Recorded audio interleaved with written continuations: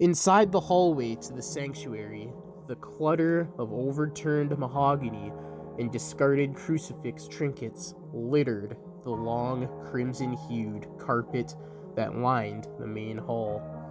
The sight that disturbed the two clergymen the most about the chaos displayed before them, however, were the empty garments that laid discarded, as if those that formerly bore them had simply vanished. The elder priest froze, the blood flowing through his veins chilled as he witnessed the forms of long, thin serpents extrude their scaly form from the empty garments. "Come now, there's no time to lose," the archbishop shouted as he went to retrieve the frankincense from the drawer that kept the oils and wine regularly used for occasions of communion. As he retrieved the oil and dismounted two of the candlesticks, Father Corway remained in place, the Maligan phenomenon burrowing back into his recollections, feeling incapable of acknowledging his partner's voice. The elder priest felt the taunts uttered by the Rathies sink slowly and painfully into his heart. If God's forgiveness is divine, how are we so many that are condemned? No relief in heaven, no damnation in hell, no forgiveness. Salvation is only the lie you spread. They have shown me the truth. Father, there is no salvation. Those last two words, the two words that have haunted him for 3 days and nights, began to repeat as though they were some manner of demented mantra, screaming inside his mind like a chorus of shrieking maidens in great pain. Father Corway's trance was broken when he felt an object push into his chest. "Father, are you ready to begin?" Archbishop Marcus queried, pushing one of the candlesticks into the center of Father Corway's chest. Clarity resuming control of his thoughts, the elder priest replied with a slightly hesitant breath, Yes, I'm ready." "Then may we exorcise the evil from Christ's temple," Archbishop Marcus declared with the blaze of determination raging in his eyes. As they set about dousing the main hall in the frankincense, crossing each stream they cast upon the surroundings, they each began to recite, "In nomine Patris, et Filii, et Spiritus Sancti. Amen," until Archbishop Marcus let out a sharp cry of pain that abruptly ended his chanting. Startled, Father Corway snapped his head in the Archbishop's direction. His jaw slacked numbingly as he spotted 5 of the abhorrent serpents with their fangs fixed firmly within his former mentor's thigh. Archbishop Marcus's eyes were fastened tight, his jaw agape, as his face portrayed the sheer, unutterable pain that coursed within him that moment. Father Corway began to rush to the Archbishop's aid, shock and pain molding into one as he saw his ally forced to his knees in agony. "No!" Archbishop Marcus screamed out with a strained cry. "Stay away!" The elder priest halted, despite the fright-induced adrenaline urging him further. His strength waning, the archbishop summoned the last of his will to let out a strained cry for Father Corway. "It's too late. I'm theirs now. I allow this evil to birth. Now you must destroy it." Another tortured wail escaped Archbishop Marcus's mouth as the serpents swarmed him, biting and coiling themselves up and around his body and into his gaping mouth. As they burrowed into his throat, he began to let out a series of choking gasps. Before the serpents could overtake him, however, Archbishop Marcus sputtered one last command to the petrified elder priest. You must burn Black Rock Chapel." His eyes rolled back as the breath of life left him, falling fully on his back. Father Corway's legs felt weak as he watched helplessly as the body of Archbishop Marcus became but a mere squimmering mass of dark and crimson. The serpents then dispersed from where the archbishop's body lay. Only the empty velvet robe remained and scurried away collectively as though they were answering some summons. His gaze following their flight, Father Corway saw them slithering back into the sanctuary. Giving pursuit, Father Corway's eyes met with the embodiment of the horror that tormented the once hallowed ground he stood upon. The abomination stood at the pupilate, arms outstretched as if exerting the very force that beckoned the serpents to it. The head of the abysmal creature was the likeness of the man Father Corway formerly knew as Father Edwards. The rest of the beast's form, however, was comprised of little more than a withering mass of faces that appeared twisted in the same expression of unbridled suffering. Father Corway stood at the entrance of the sanctuary, pale, struggling to comprehend the full extent of the unholy terror displayed before him as the multitude of serpents burrowed themselves in the many dark, cavernous mouths of the agonized faces that comprised the abomination's form. The tortured faces began to undulate more rapidly, as if attempting to breach through the flesh that confined them, until a new addition began to mold itself into the center of the abomination's chest region. In anguish, Father Corway cried out, "No!" when he witnessed the agonized face of his former mentor take form in the monstrosity's flesh. As he fell to his knees, stripped of his will, he felt as though he was once again in the nightmare, now with no relief of waking from it. "Now you see the truth, brother. Even the poise cannot be forgiven." The voice, though uttered singly by the false likeliness of Father Edwards, bore an ethereal quality to it that wholly devoided its resemblance to that of human.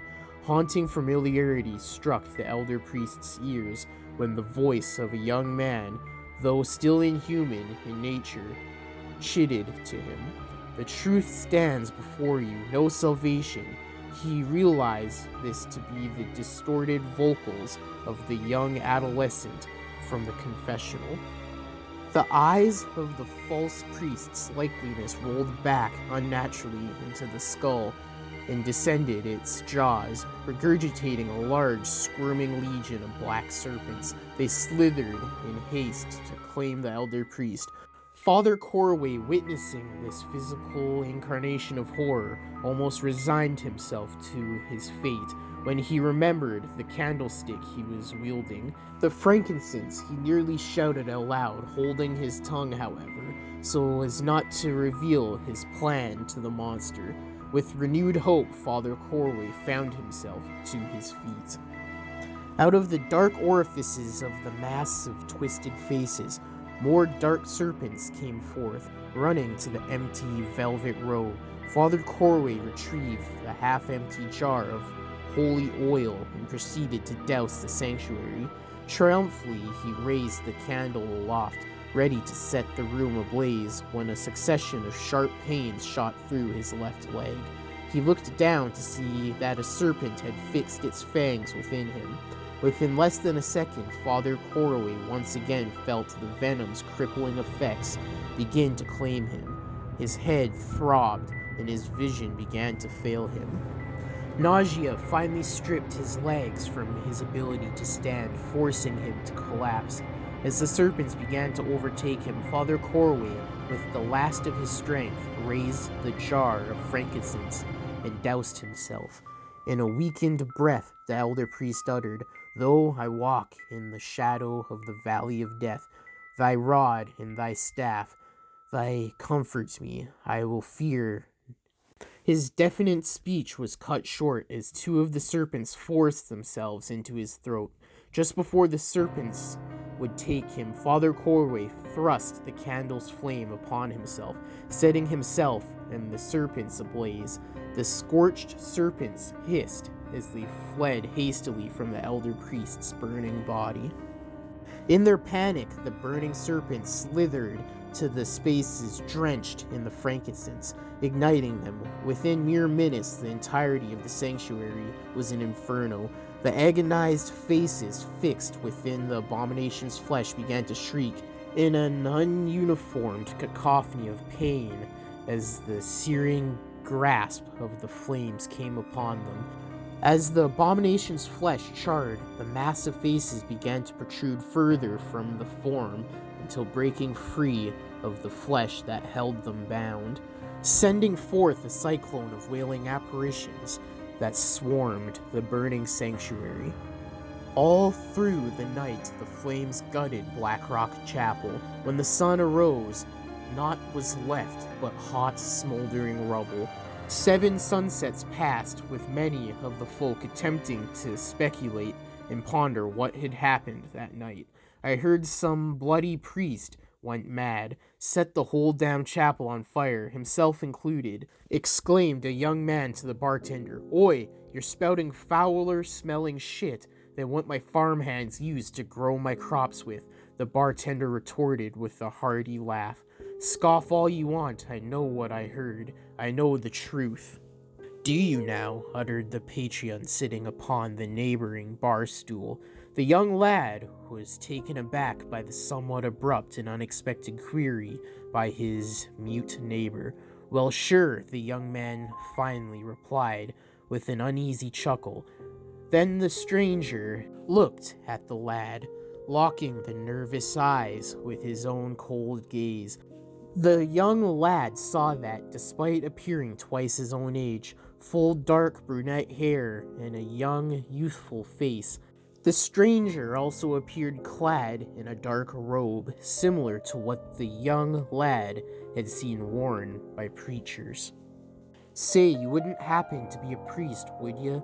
The stranger's mouth parted upwards on the left corner in dry amusement. "I was once," he said in the same dry tone, nearly devoid of emotion. "But then I learned the truth." The young lad, suspecting some manner of bluffing, challenged him. "That's right. Now what would that be, holy man?"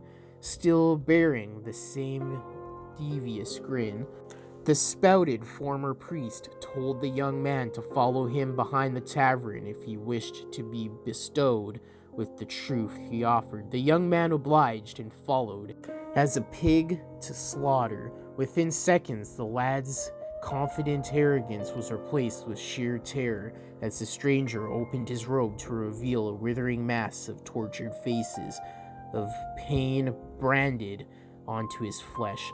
"Like you," the stranger began, "I was too arrogant to accept the truth, but I now know. It as they told me, salvation, only the lie we spread, for all are condemned in the end." The former priest displayed a maliciously joyous smile as the horde of black and crimson scaled serpents silenced the young lad's screams. Hey guys, thank you for listening to today's Creepypasta, and I hope you enjoyed. I do have a podcast called The Murder House Radio Show. Check it out, the link will be in the description below. It is a true crime podcast.